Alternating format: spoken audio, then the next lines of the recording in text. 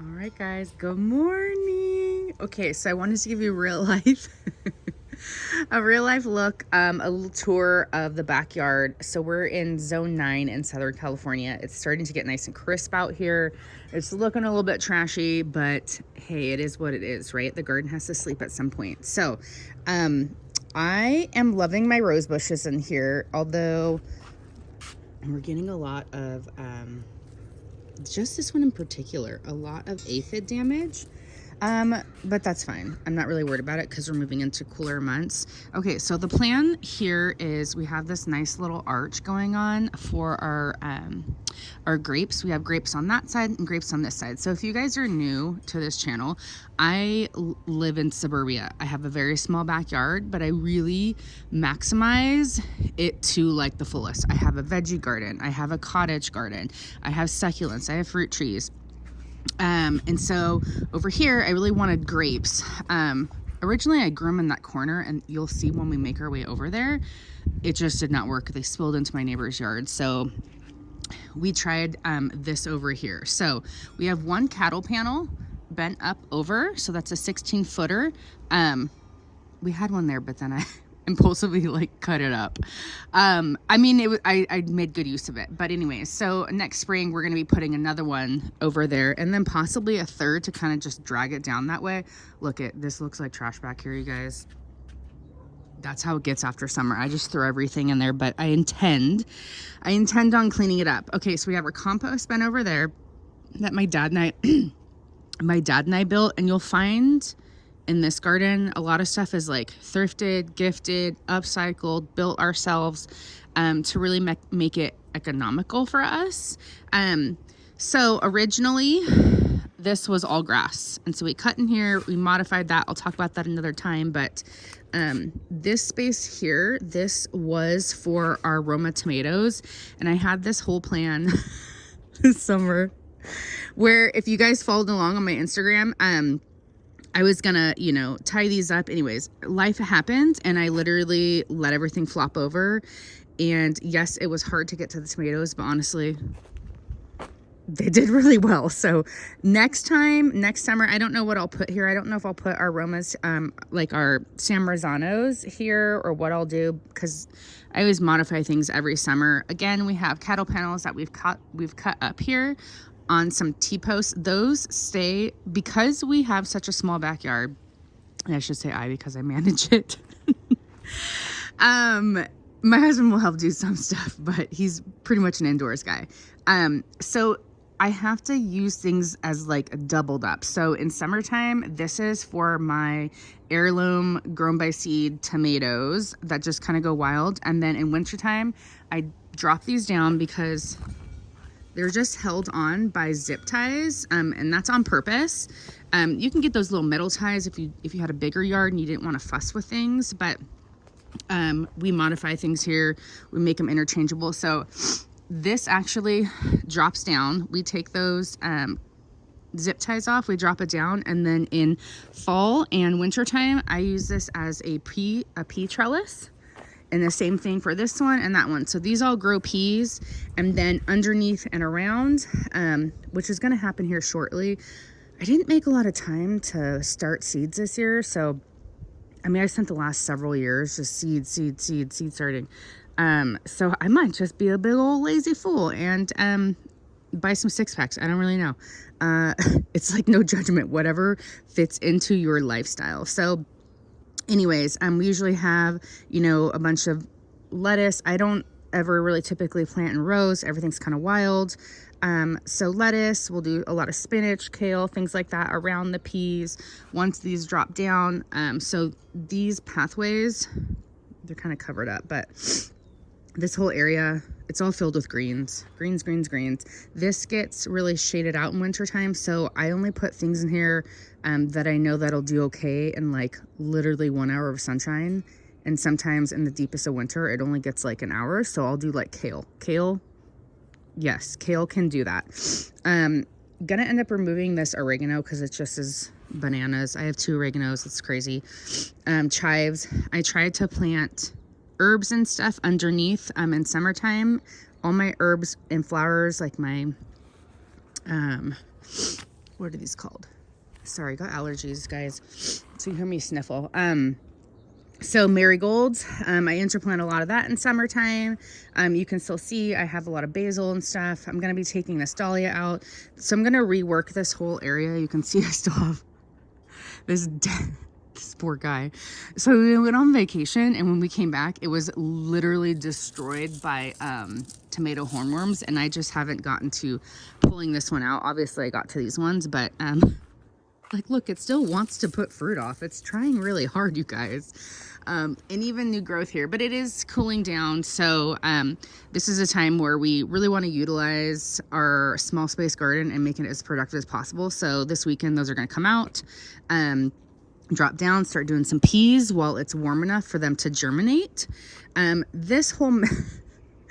This was my carrot bed, and my carrots did really well. I always plant my carrots in fall. And the reason is because what happens is then you get these nice flowers. You kind of hack the system where your carrots, instead of needing them in the ground for 2 years, like 2 seasons in order for them to, because they're biannual, to flower, you kind of hack the system, and it's only in there for like 1 year. So I end up, I already did it, but I collected, these will all come out. I collected a bunch of carrot seeds. And so this bed right here is dedicated to carrots. Typically right now it's dedicated to weeds because my main focus was getting the cottage garden in. My dad and I built that. We bricked it, we dug it, we did a bunch of stuff to it. So that was kind of our main focus. You know, and that's kind of how I recommend things. It's just like bite-sized pieces in the garden. Otherwise your brain will explode. So anyways, I will be taking all of this out. I do carrots in here, and then you can see some kind of leftover onions. So I'll refresh this bed. Look at this, is how crazy it is. I even had like a volunteer tomato plant right there. That's like wanting to live. Sorry, buddy. And then I randomly planted a laurel bay leaf. So again, since, and that's the kind for cooking, like if you get a little bay leaf, since we have a smaller space, I always opt for dwarf sizes of things. So this is actually called a little ragu. And the little ragu doesn't get too big. So yeah.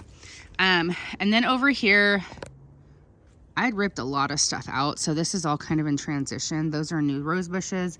I planted, again, a dwarf variety of eucalyptus. Little, I don't know, something blue. I can't remember. Anyways, that is a dwarf eucalyptus. So that will get nice and big. You'll see a lot of these little lanterns in my garden. I actually got those from, I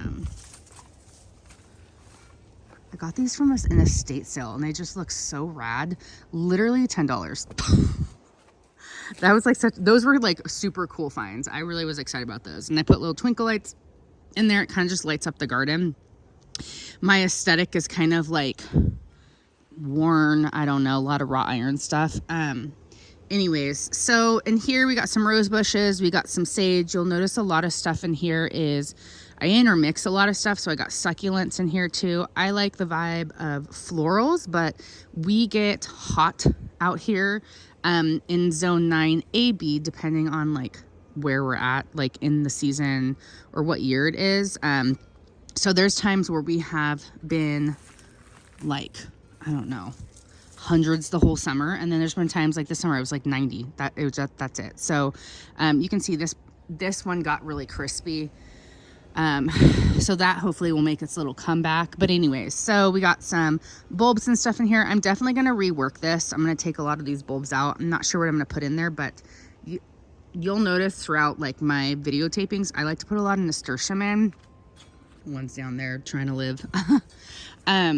But I do that because nasturtium, like right in fall and in spring, like when stuff is like really kind of petering out, it takes over and it makes it look like you have your crap together. So, even if you don't. So lavender, love my lavender in here. This plant took off really well too. That is a Santa Barbara daisy. And you'll see them over there. I'll show you, but they're really pretty little delicate, romantic looking little flowers I like to tuck in. Here, actually, here's one too. It's a little ratty looking. And in here we have some just kind of, and I started all my echinacea from seeds, so it's catching up. But we have some yarrow on its way out. That's like a pink yarrow. This I experimented with. It looks dead and crazy. It's still living. This is a bronze fennel, and bronze fennel is actually perennial, so I could leave this here if I wanted to, but the seeds were so easy to grow, I'm not going to do that. But it just is a really, like, in spring through summer, it's a really pretty, gorgeous, kind of airy plant. You can see I have some succulents back there. I have some white sage. During this time, the white sage, you can see, it gets like really wonky and kind of, I don't know. You would think that it doesn't get eaten up, but it does. It does. Aphids actually really enjoy it, oddly enough. And so you can see the garden is fully alive with bees. I've gotten a lot of black bumblebees, which is kind of wild. I never had that. This was the first year that I sprayed no pesticides, like nothing. I just, even if my plants started to look like crap, like this one right here. Look at this. That's wild. That is wild in there. Like, look at all that. Like, I want so badly to spray that, but I'm like, no. Let your garden, there's like a transition time of like it equalizing, like an equilibrium. So I'm just letting it roll. We have 3 new rose bushes in here. They're really pink. All my roses in the garden, and I have multiple roses, they're very romantic looking. That one is ball gown, and that one's like a really pretty pink one. There's another one in here. This is a David Austin, and that's a yellow one. But again, everything's kind of on its way out. We have some salvia. The salvia, I forget what kind this is, but that did super well. I got that at like Lowe's or something like that. And I wish I would have gotten more. I got 3. You can see how big they get. And then I think this is called Nepeta. White Cloud, maybe. I grew it from seed and I like it. I think I'm going to do it again. You'll notice I have my strawberries in here. I like to keep my strawberries up front for the boys. I'm probably going to end up taking this succulent out because I have them like in multiple places around my house, and they just go bananas. They take over. So I think what I'm going to do is I'm going to take this succulent out. It'll take some effort to dig that out, but I'm going to continue my strawberries right through here. And let's see, we have some sage. This looks really sad because I transplanted it, but it'll make a comeback. Again, yarrow, that pink yarrow. We got some succulents back there mixed in with some sage. We have a tangerine tree here that did really well this summer. This is another type of sage, but this is an edible sage. I need to cut it back because it's just unhappy right now and it really needs to be kind of stimulated. Your sages, your kind of woodier, hardier herbs, those are going to do really well too, like fall through winter in zone 9. That succulent's coming out. So this is kind of all mangy in here. We definitely have, I like to interplant, thyme, any kind of herb. We have echinacea in here. So that's really nice. Again, see, this is what happens. In spring, this will just be one little succulent, and I want to say it's Wandering Jew. I don't know. I know it sounds politically incorrect, but I think that's what it's called. It is what it is. And so that's got to come out too. I'm not sure what I'm going to plant there, but it's probably going to be something awesome. And then we have a 2nd year Fuji apple tree in here. That one kind of got hacked up halfway, and that's a Granny Smith. I was very impulsive, and I was like, I'm going to chop half of this. Why? I mean, I had something in my brain, but it didn't really pan out. And then this is another rose bush. We have another rose bush there, another rose bush here. So this one's, I think, Twilight, and it's kind of a purpley, really romantic. You'll notice all of my roses in my garden are multi-petaled. You'll see that in spring. And I mean multi-petaled, like 80 plus, to 150 petals. If you really want a romantic looking garden, that's what you're kind of aiming for, opposed to like, a 20 count or a 10 count or something like that. And so Here we go with a cottage garden. This is doing really well. We got all of this lavender. These lavenders that I popped in here, those are grown from seed, just because that's really economical for us. And then we have some of that Santa Barbara daisy in here to give it just like a really kind of wispy, airy looking evening time thing going on. I have some of these solar lights. You'll notice a lot of solar stuff in my yard because, I mean, I got kids, I got family, I got a husband. I can't be out here every moment of the day, no matter how much I love it. And then this right here, we have some purple sage right here.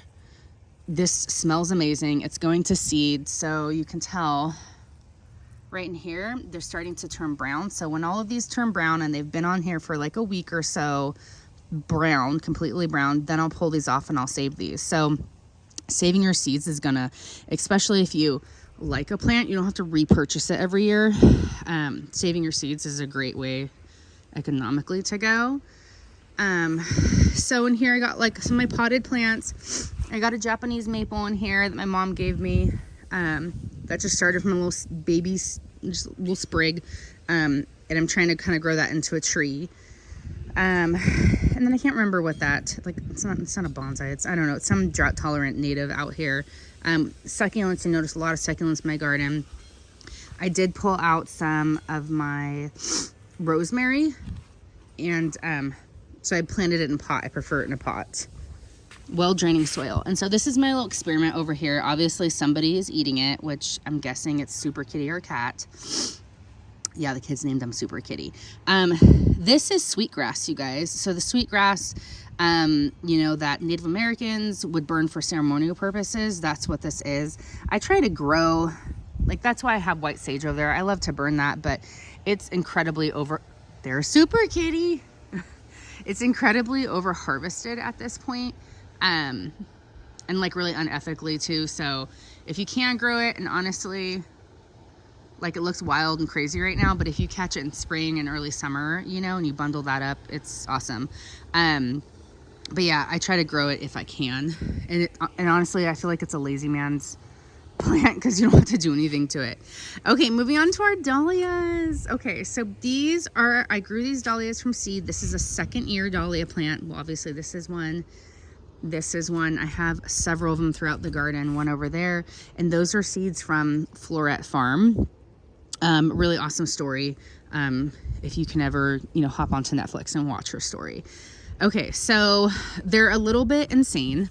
They got way bigger than they did last year.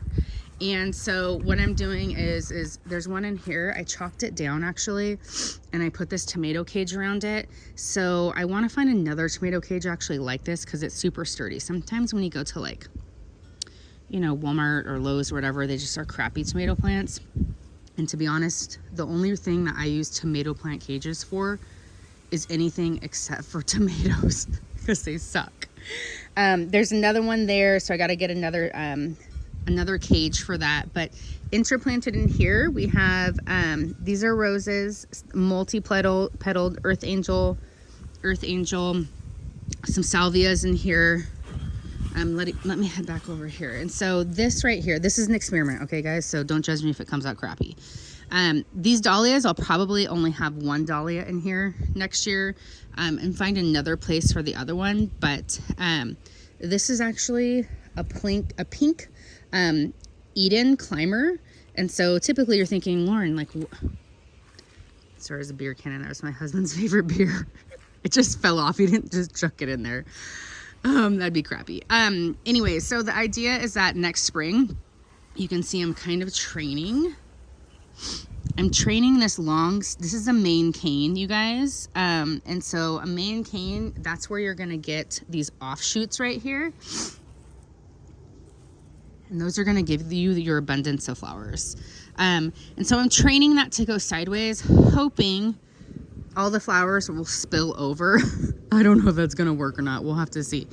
And so that rose bush is gonna go that way. And then this is also an Eden climber, but it's not pink. It's like, you know, the white one with the pink on it. And so I planted it, started getting really wild, so I had to cut up this cattle panel to stick it on there just as kind of a placeholder. The idea behind this space, actually, let me back up a little bit. The idea behind this space is that on Facebook Marketplace, I keep watching for like a really cool like antique or vintage kind of wrought iron. Oh, well, that's somebody's car, so I know it's supposed to be like romantic and this is what it's like living in like the city. You do what you can. There's people mowing. I mean, whatever. Nothing's perfect, right? Like, still haven't finished this fence. Still haven't finished the fence. My kids, my boys come out here. They destroy everything. I mean, if you have boys, good luck. Chalk everywhere. So I do have to finish painting that actually.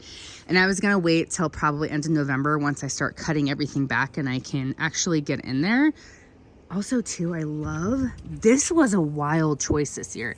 These are strawberry Gumfrina. Grew those from seed. I did not think I was going to like these. And I'm obsessed. These are gorgeous. They end up being some of my favorite. But anyways, back to the trellis, if you guys can follow me.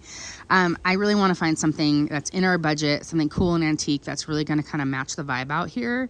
You know, you can create these really cool cottage. I mean, look at this is new fence. You would not have known that really. The way that I painted this fence, and I'll do a tutorial on that another time, but you know, I painted it just with like regular Behr paint. And then on top of that, let me see if I can get it without my camera. You see the texture in here? That's called milk paint, and it's a special type, a particular type of milk paint that gives it this really worn look. So you almost have like, you have a new fence that instantly looks 20 years old. So you can kind of create this fantasy that you want to create. I mean, you don't have to make it look old. I think of Cotswolds, whatever that is, England, you know, and just all those cute little, you know, old houses. They're, you know, a couple hundred years old. And that's what I was trying to mimic. Obviously, you can see like before and after, so it can be done. Wine barrels, found those off Facebook Marketplace for like $30, and they're way sturdier than the ones. They're actual proper wine barrels from like a wine company. And you can actually, those are sturdier than the ones that you're going to find at like Lowe's or Home Depot. I had something flattened in here. It was a rose that did not like it in there. So I transferred it over there. Anyway, so this was my whole vision. This has been like my pride and joy. Obviously it looks a little janky right now because it's into the season, but this eventually will be all spilling over with beautiful, gorgeous roses. You walk through, me and my dad did all this brick together. And let's see if you can see over here, it's kind of a little peace sign for the peaceful garden. This has definitely been a sanctuary for me. I did come through and put a lot of wood chips. I like to cover my soil with wood chips. Otherwise it ends up like that over there, just a big weedy mess. So most of the time you'll see my any bare soil of mine. And again, this summer was a little bit wild, but you'll see it covered. So as we kind of walk through, this actually came from my husband's grandmother's house. She recently passed away, and she was really into stained glass, and so she made a bunch of these, and I was able to pick one up. Now these flagstones again kind of tie into, let's see, we're at 23 minutes. I don't even know if anyone's gonna stay. Thank you guys for staying if you got this far. So this flagstone, I think it's called like goldstone or something like that. I was able to pick this up at a local quarry where it was kind of expensive. I think the total investment probably was like $400 and something, but I didn't get it all at once. I literally went on like a Tuesday morning and I bought like 3 of them, you know, and then I would go a couple weeks later, you know, and then I get another 3, you know, kind of breaking up that. So I wasn't dropping a ton of cash. So a lot of these plants in here too are divided. You can see over here, my mom gave me a ton of bulbs just from her garden. And so that really started me off on Facebook Marketplace. This lady was giving away, I mean, it was bags and bags of like the most unique looking, what are those, irises? So those irises, I don't know actually like there were tons of different colors. I don't know what those are going to look like. So there is no color coordination in any of my gardens. I would love to be like that when people have like pinks and purples and like a really cool color palette. I am just way too scattered for that. Like, I love when people can do that, but it's just not me. I just change everything.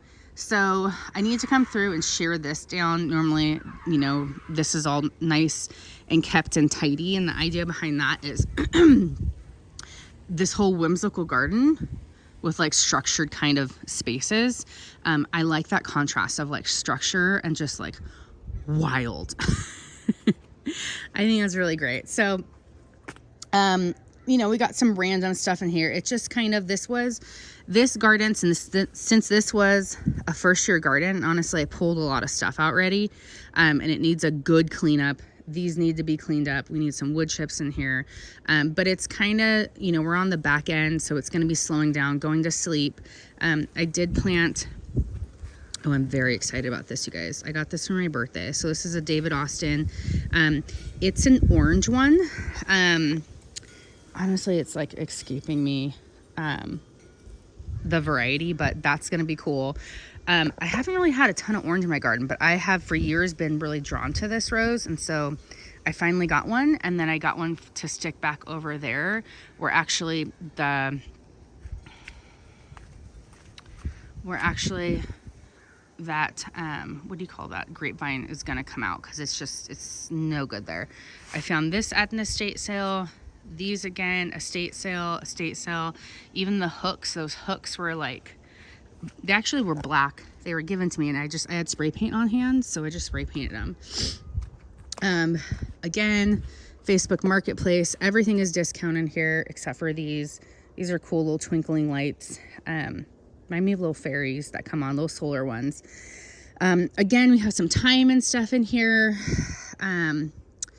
There's another David Austin rose bush that's obviously really small. And so I'm hoping that, you know, by getting it in the ground now, because I only planted it maybe a couple weeks ago. So it's going to get established during fall. Obviously it'll go dormant during winter, and then spring we kind of have that jump on it, instead of like planting it during springtime when I could have already had it established. So fall is still a really great time, you guys, to plant any perennials, any roses. Get your bulbs in. There's still plenty of time, especially if you're in zone 9, as long as, like, you know, you can still work the ground, you know, and it's not going to freeze the next day. Then what's up, Mickey? Hold on, buddy. That's our dog, Mickey. So lots of randoms. Like, that was the goal this year, was like, you know what, I don't know what's going to work in here, but now I have this extra space, and so I'm going to try everything that I can try out and I can possibly fit in here. So we had black eye Susans, we have salvias, we had a lot of yarrow. Probably have to take one of those out. Some again, I love Russian sage. It's so beautiful. But unfortunately I cannot have that full grown size. You know, you know, like the 5x5s, I wouldn't be able to fit anything else in here. So I got the dwarf variety. So that's really like a 2x3 footer.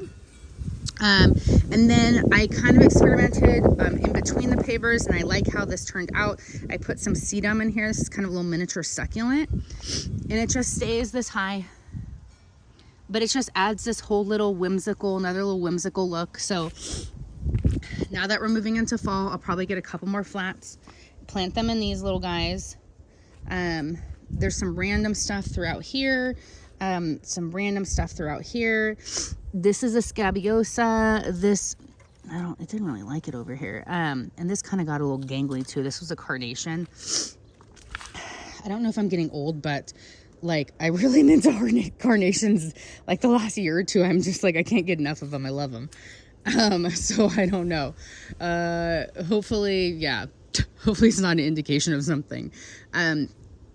This is all, again, I got my kids' chalk everywhere. Got a shovel. So it's not looking super glamorous, but I wanted to give you guys kind of just an overview of, like, this is real life, like what my garden is looking like right now. It's not always put together. I'm actually thankful the lawn is sort of mowed. These are all garden tasks that I need to tackle, but I've kind of gotten to the point in my garden journey where I'm not like, everything needs to be perfect. I'm like, it'll work itself out. That's my attitude, is like, it'll work itself out. And if it doesn't, it wasn't meant to be. So anyways, I think that is a kind of our whole little garden tour. We got the cottage garden. We got a mixture of stuff in there. So I get a little bit of everything in my garden. I get to experience all these little things. My garden is definitely not for everybody, you know, but I love learning. I love the experimentation. I love to know why things grow the way they do. Why did they make it? Why didn't they didn't? And then I like to pass that knowledge on to you guys. So if you're living in zone 9, zone 8, zone 10, feel free to follow along, and I do teachings, and then I do just like garden tours. Look at their Super Kitty. What's up, Super? He was actually, we got him at a trade event. Oh my God. We traded, I make necklaces, and I traded him for a necklace because someone was trying to get rid of their kittens, and I was like, I will take him. And he's been the most horrible cat, but so wonderful too, like loves on my boys. Anyway, so I'll catch you guys later. Happy, I don't know what day it is, but happy week, guys.